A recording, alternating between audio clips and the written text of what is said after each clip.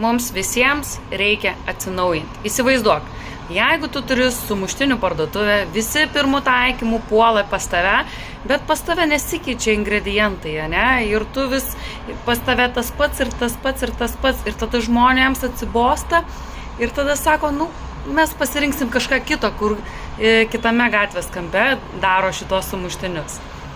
Ir tavyje turi vykti atsinaujinimai. Tu turi progresuoti, augti, judėti, daryti žingsnius, kurie tavyje daro pokyčius. O svarbiausia yra pradėti judėti. Ir mes einam per gyvenimą, klystam ir mokomės. Šito tiesiog neina išvengti. Ir eini į salę ir sako, sveiki, čia jūs esate tie, kurie padarėte daugiausia klaidų, nes tie, kurie klysta ir mokosi, būtent gauna šitas kvalifikacijas ir